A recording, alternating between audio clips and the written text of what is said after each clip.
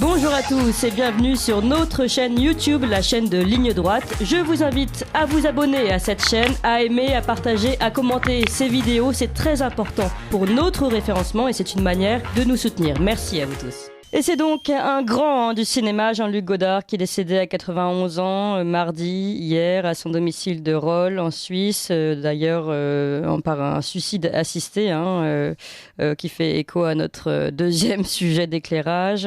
Alors, qui était vraiment Jean-Luc Godard, phare de la nouvelle vague? On en parle avec Jacques de Guibon. Bonjour Jacques. Bonjour Clémence. Vous êtes essayiste et journaliste à l'Incorrect. Alors, Jean-Luc Godard, finalement, dans sa vie, il a eu plusieurs grandes vagues, justement, de plusieurs temps, on va dire.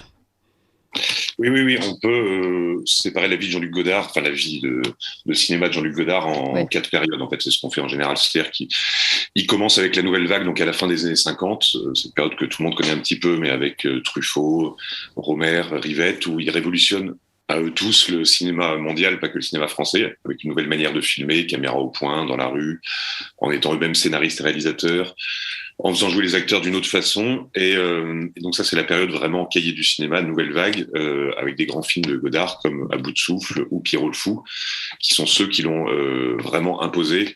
Alors je vous propose, Jacques, qu'on en profite un petit peu, qu'on passe des extraits, puisque vous parlez d'À bout de souffle. Allons-y. Si vous n'aimez pas la mer,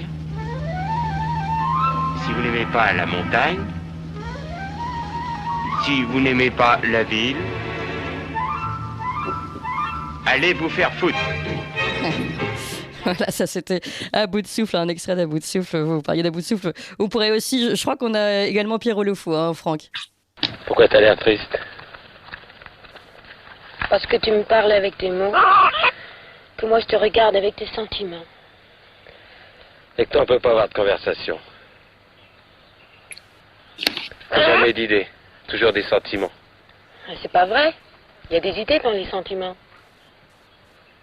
Bon, on va essayer d'avoir une conversation sérieuse. Tu vas me dire ce que tu aimes, ce que tu as envie, et la même chose pour moi. Alors vas-y. C'est d'ailleurs, on peut le préciser, Jacques de Guibon, cette époque qui lance l'immense Belmondo. Exactement, c'est la voix de Jean-Paul Belmondo qu'on a entendu là dans les deux films successifs, À bout de souffle et Pierrot le fou. Le premier dans lequel il joue avec Gene Seberg et le second avec Anna Karina. Et oui, c'est ça ils se lancent en même temps d'une certaine façon, Godard et Belmondo se lancent l'un l'autre. Mais ensuite, ils n'ont pas du tout avoir la même carrière puisque Belmondo, que l'on connaît universellement, va faire des films disons plus grand public, pendant que Godard, lui, va aller vers des choses de plus en plus complexes et de plus en plus intellectuelles, si on peut dire. À la fin des années 60, il rentre dans le mouvement de 68, il devient pseudo-maoïste et il réalise un film qui s'appelle La Chinoise, qui est avec Anne Jasemski, qui va être sa deuxième femme après Anna Karina, qui est un grand film mais qui lui vaut les colibés des vrais maoïstes qui le prennent pour un maoïste d'opérette, si on peut dire, et qui fera dire à Guy Debord que Jean-Luc Godard est le plus con des Suisses maoïstes. Voilà. C'est une époque pour laquelle, là, vous m'arrêtez si je me trompe, pour laquelle finalement il rencontre beaucoup moins de succès. Oui, bien sûr, ça s'adresse à un public beaucoup plus militant, c'est beaucoup plus expérimental, et donc toutes les années 70 de Godard, où d'ailleurs il signe ses films sous un nom collectif, ça s'appelle le groupe Dziga Vertov, avec d'autres cinéastes, où il essaye de disparaître derrière son œuvre comme le prolétariat pourrait disparaître derrière. Là, en fait, il essaye de faire ce type de cinéma-là qui finalement n'intéresse pas grand monde et qui fait un peu disparaître son art. Et c'est plutôt à la fin des années 70, au début 80, où le grand Jean-Luc Godard ressurgit. Des films comme Sauf qui peut la vie ou Détective. Dans Détective, il fait jouer Johnny Hallyday, qui a un rôle magnifique, notamment à côté de Jean-Pierre Léaud. Il y a Je vous salue Marie aussi, qui est un grand film des années 80. Et donc là, il revient vraiment à des choses plus, on va pas dire classiques, parce que chez Jean-Luc Godard, c'est vraiment jamais classique. Il est toujours en train d'essayer de rechercher des nouveaux types de montage, des nouveaux types de sons, des nouvelles, mais ça devient quand même plus accessible à nouveau pour le grand public, on va dire, et il revient un peu plus, ce qui accouche d'ailleurs d'un moment assez exceptionnel de grotesque et de ridicule, si on peut dire. En 1987, il rencontre au Festival de Cannes des grands producteurs américains qui sont des producteurs de Chuck Norris, c'est-à-dire pas du tout le même type de cinéma que lui. et il leur vend sur un coin de table une idée de l'adaptation du Roi Lear de Shakespeare.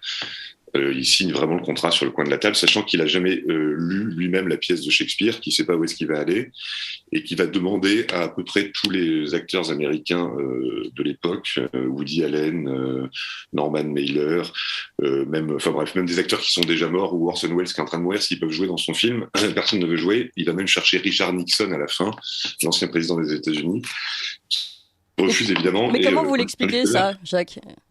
Parce qu'il y a un côté un peu... méprisant.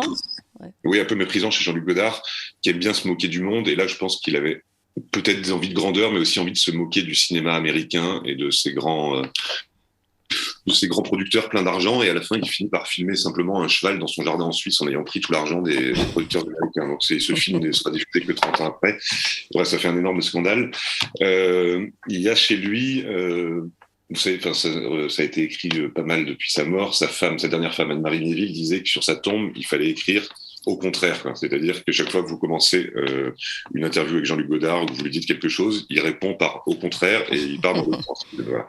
Oui. C'était de contradiction totale du début à la fin. Alors, c'est justement la question que je voulais vous poser, Jacques, mais je vous propose qu'on écoute, puisqu'on parlait de la chinoise tout à l'heure, qu'on écoute un extrait de la chinoise. Tu m'aimes, Guillaume ? Oui, bien sûr, je t'aime.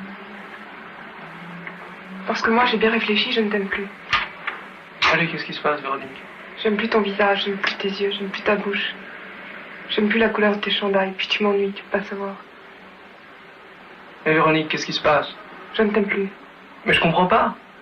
Tu vas comprendre.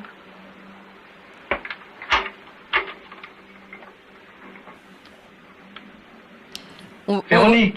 On va reprendre parce qu'on est dans le dialogue du temps long, hein, et ça passe pas si bien que ça à la radio aujourd'hui. Mais Jacques, vous parliez de ce au contraire. Est-ce que c'est pas cette volonté peut-être d'opposition, de chercher toujours autrement, qui fera finalement son fil conducteur tout au long de sa carrière ? Si, bien sûr, et d'ailleurs même on peut le voir politiquement, où il est contradictoire aussi. On a évoqué sa période maoïste, mais chez Jean-Luc Godard, du début et de la toute fin, il y a des références très réactionnaires par ailleurs et assez paradoxales, où il va citer Joseph de Maistre, le grand auteur contre-révolutionnaire, ou dans certains de ses films de la fin, comme Éloge de l'amour, il y a un personnage qui se met à réciter les poèmes de Fresne, de Brasillac au milieu du film, où après il va citer des royalistes dans la Résistance. Bref, il y a toujours cette contradiction contre le monde moderne, on peut dire d'une certaine façon, qui est révolutionnaire à une époque, contre-révolutionnaire à une autre.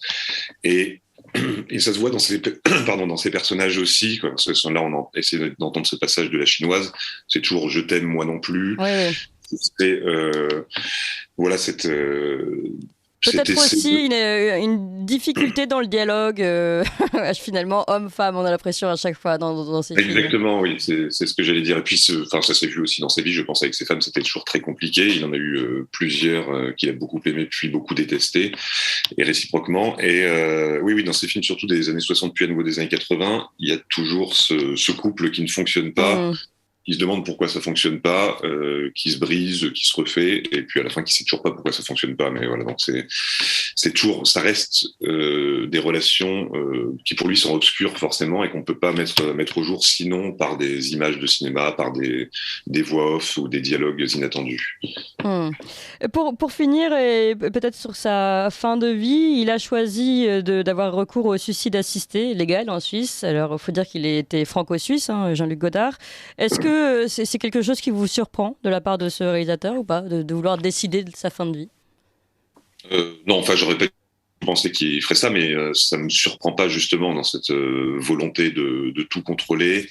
Et il y a, je sais pas s'il y a un amour de la vie réellement ou de l'humanité chez Jean-Luc Godard. Enfin, là, il a décidé, alors qu'a priori il n'était pas malade, qu'il avait toute sa tête encore, de mettre fin à ses jours pour dire, je pense, de manière souveraine. Vous m'emmerdez, bref, j'en ai marre.